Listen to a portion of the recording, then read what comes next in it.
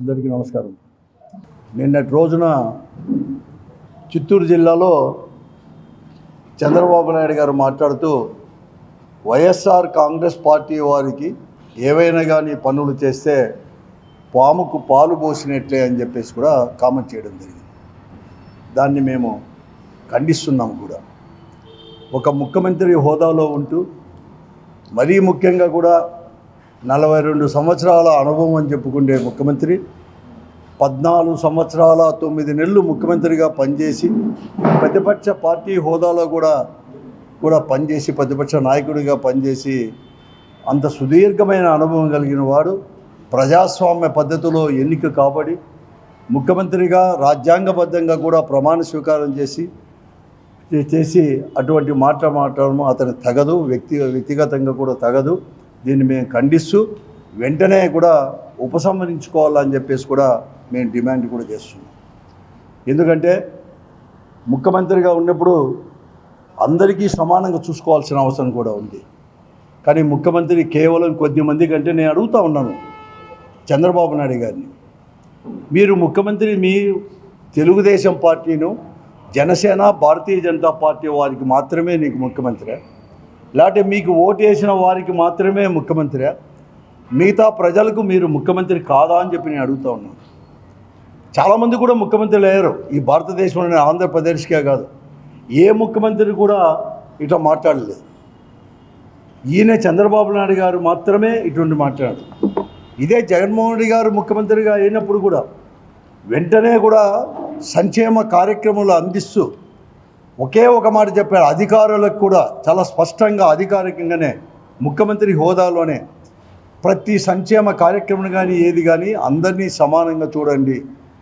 ఎవరైనా కానీ వైఎస్ఆర్ కాంగ్రెస్ పార్టీకి సంబంధించిన నాయకుడు కానీ కార్యకర్త కానీ లేకపోతే ప్రజాప్రతినిధి కూడా వారు ఓటు వేయలేదు కాబట్టి వారికి అందించవద్దండి అని ఏనాడు కూడా అడగలేదు. ఏనాడు కూడా అటువంటి చేయొద్దండి, తప్పకుండా కూడా అందరినీ సమానం చూసి ఇవ్వండి అని చెప్పిన ముఖ్యమంత్రి జగన్మోహన్ రెడ్డి గారు అయితే చంద్రబాబు నాయుడు గారు ఇలా చెప్పడం ఇది మొదటి తూరు కూడా కాదు. 2016-17 సంవత్సరంలో అనుకున్నాం ఇతను ముఖ్యమంత్రిగా ఉన్నప్పుడు ఇదే మాట అన్నాడు. మేము వేసిన రోడ్లపైన ఈ వైఎస్ఆర్ కాంగ్రెస్ పార్టీ వాళ్ళు ఎలా నడుస్తారు అని చెప్పి మాట కూడా అన్నాడు. కాబట్టి అతను ఇలా మాట్లాడడం కూడా తగదు. ఇతని కుమారుడు లోకేష్ గారు చాలా రాజ్యాంగేతర శక్తులుగా కూడా ఈరోజు కూడా చేస్తున్నారు. రాజ్యాంగబద్ధంగా ప్రమాణ స్వీకారం చేసి అందరినీ సమానం చూడుకోకుండా లోకేష్ గారు ఏమో రెడ్ బుక్ రాజ్యాంగం ప్రకారం నడుస్తామని చెప్పి అంటున్నాడు. ఈ కక్షపూరితమైన రాజకీయాలన్నీ కూడా ఈ రాష్ట్రంలో కూడా చేస్తూ ఇప్పటికే చాలామందిని ఇతర పార్టీ వారిని సోషల్ మీడియా అని చెప్పేసి ఎప్పుడో 4 సంవత్సరాల కిందట 5-10 సంవత్సరాల కిందట కూడా కేసులు పెట్టి వాళ్ళకు అధికారం ఉందని చెప్పేసి ఈరోజు తీసుకొని వచ్చేసి జైళ్ళకు పంపించే పరిస్థితి కూడా ఈరోజు కక్షపూరితమైన రాజకీయాలు కూడా ఈ రాష్ట్రంలో కూడా చేస్తున్నారు. కాబట్టి ఇది చాలా కూడా తగదు. నేను చంద్రబాబు నాయుడు గారికి నేను అడుగుతూ ఉన్నాను, ఈరోజు మీరు చేస్తే ఆ రోజే మేము అందరూ కూడా అనుకుంటే మీరు ఉండిందురా అని చెప్పి నేను అనుకున్నాను. కానీ ఎవరు కానీ అట్లా అనుకోలేదు. చాలా విషయాల్లో కూడా కడకు మీ వ్యక్తిగతంగా కూడా ఇదే రాజశేఖర రెడ్డి గారు ముఖ్యమంత్రిగా ఉన్నప్పుడు బాలకృష్ణ గారు శాసనసభ్యుడిగా ఉండి కూడా అక్కడ కానీ ఇంట్లో ఏదో జరిగితే దాన్ని ఏనాడు కూడా రాజకీయంగా చూడలేదన్నమాట. లేకపోతే ఇంకొక పార్టీకి సంబంధించిన వాళ్ళని కూడా ఎప్పుడు కానీ చూడలేదు. కానీ అనేక రకాలు కూడా చూసుకొని వస్తే ఈరోజు వీళ్ళు వేరుస్తున్న తీరు కక్షపూరితమైన రాజకీయాలు కూడా తీసుకొని వస్తారు. ఎక్కడ చూసినా వస్తున్నారు. ఇప్పటికే సంక్షేమ కార్యక్రమాలు చాలామంది కూడా అంటున్నారు సంక్షేమ కార్యక్రమాలన్నీ కూడా వైఎస్ఆర్ కాంగ్రెస్ పార్టీ వారికి ఇతర పార్టీ వారికి కూడా అందించకూడదు అని చెప్పేసి కూడా వాళ్ళ నోటి నుంచి కూడా చాలామంది కూడా వస్తున్నాయి. ఒక ముఖ్యమంత్రి ఇలా మాట్లాడితే, ఒక మంత్రి హోదాలో ఆయన కుమారుడు ఇలా మాట్లాడితే ఈరోజు వారి యొక్క శాసనసభ్యులు, పార్లమెంటు సభ్యులు, ప్రజాప్రతినిధులు ఎలా వారి యొక్క నియోజకవర్గాల్లో వ్యవహరిస్తున్నారో ఒకరు ఆలోచన చేసుకోమని చెప్పి నేను అడుగుతా ఉన్నాను ఈ ముఖ్యమంత్రి గారికి. వారు ఇప్పటికే సంక్షేమ కార్యక్రమంలో వచ్చినా కూడా వేరే పార్టీ వారు అని చెప్పేసి అడుగుతున్నా కూడా తీసేస్తూ ఉన్నారు, ఇవన్నీ కూడా చేస్తూ ఉన్నారు. నేను అడుగుతున్నాను, నీవు చెప్పింది మీకు మాత్రమే వర్తిస్తుంది.